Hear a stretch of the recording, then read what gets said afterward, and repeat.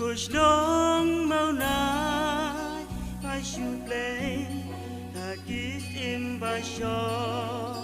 Hagake Keleng jung kari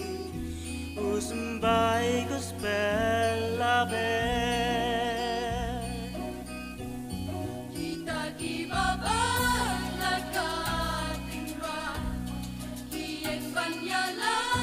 Irting utran Imakat sabra Hapten jinggu Lawan kacisya Snong mau na ya em wat le Leyung ley bajit ya pa Hari kasih balai pansa Langki kana Soning kong haka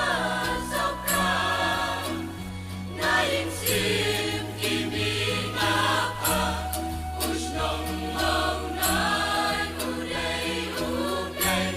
Balem dulang Lumpin deng sim bayeng deng kong Kayin bagi Jing syai gospel akan saukra Lasdang nangin Amin kijing alin Kanong belah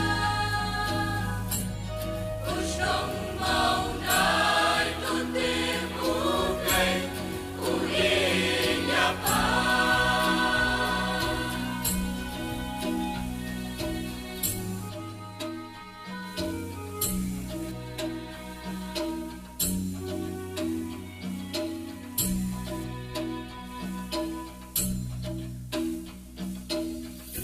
Nasora siya mau nai gospel lawan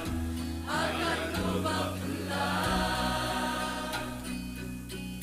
Gagamba kabakrang jing syai lawan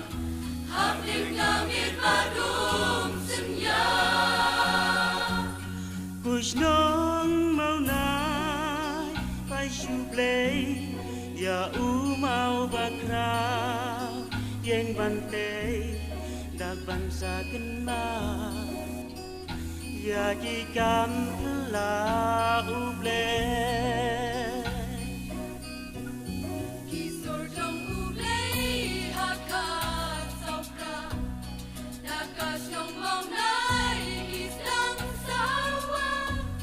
Ima jong ublay kalanamnya Akan tukla Nyong mau nai